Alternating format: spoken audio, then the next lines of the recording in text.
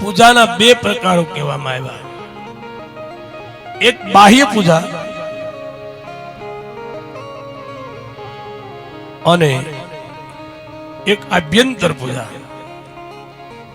તેમાં બાહ્ય પૂજાના બે પ્રકારો બતાવ્યા.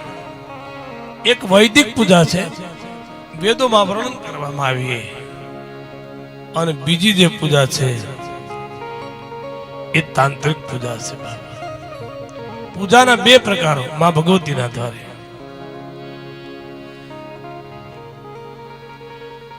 મૂર્તિ ભેદને લઈ વૈદિક પૂજાના બે પ્રકાર પડ્યા. જે લોકોએ વેદોક્ત પદ્ધતિથી દીક્ષા લીધી હોય એ લોકો વૈદિક પૂજા કરે છે.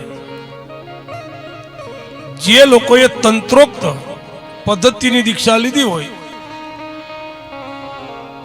એમણે તાંત્રિક પૂજા કરવી જોઈએ.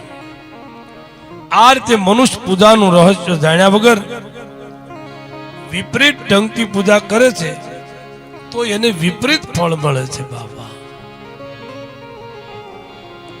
પ્રથમ આપણને વૈદિક પૂજા જે છે એ પૂજાનો મહિમા અહીંયા કહ્યો. અનંત મસ્તક નેત્ર અને શરણવાળું શક્તિ સંયુક્ત પ્રેરક એવું મા ભગવતીનું નામ સ્મરણ છે.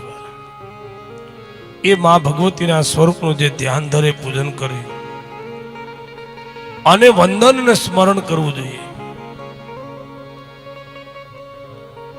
અહંકાર રહિત થઈ દંભ છોડી અને મા ભગવતીની પૂજા કરવી જોઈએ. પૂજામાં બેસો ત્યારે ફક્ત સ્નાન કરવાથી કઈ ન વળે,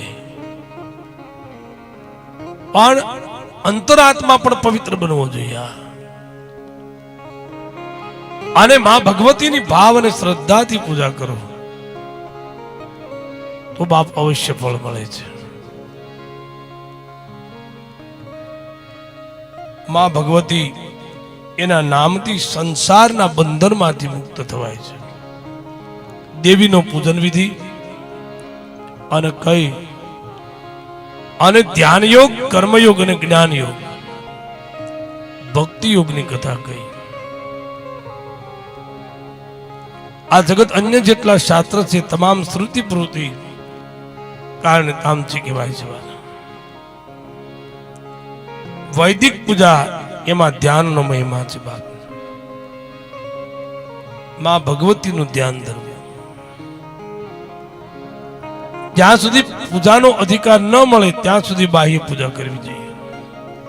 અધિકાર પ્રાપ્ત થતા બાહ્ય પૂજા છોડી અને ભીતરની પૂજા શરૂ કરવી. બાપ,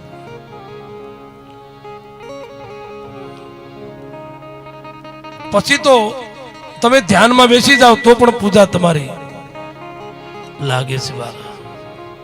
પણ શરૂઆતમાં તો બાહ્ય પૂજા કરવી પડે. એટલા માટે શાસ્ત્રોની અંદર એમનું વર્ણન કરવામાં આવ્યું.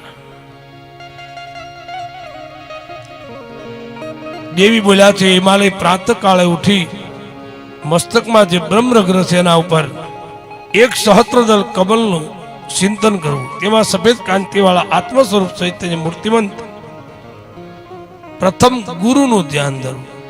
ગુરુ બ્રહ્મા ગુરુ વિષ્ણુ ગુરુ દેવો મહેશ્વર ગુરુ સાક્ષાત પરબ્રહ્મ તસ્મે શ્રી ગુરુવે નમઃ. ત્યાર પછી અહીંયા સચ્ચિદાનંદ આનંદ જે સ્વરૂપ પરમાત્મા માં ભગવતી છે એના નામ શ્રવણ બીજ મંત્રનો મહિમા કયો. પૂજા કરવા માટે જાગૃત થવાનો આદર્શ ધર્મ શાસ્ત્રમાં કયો છે. બાબા, પછી ઘણા લોકો 10 વાગ્યે ઉઠીને પૂજા કરતા હોય.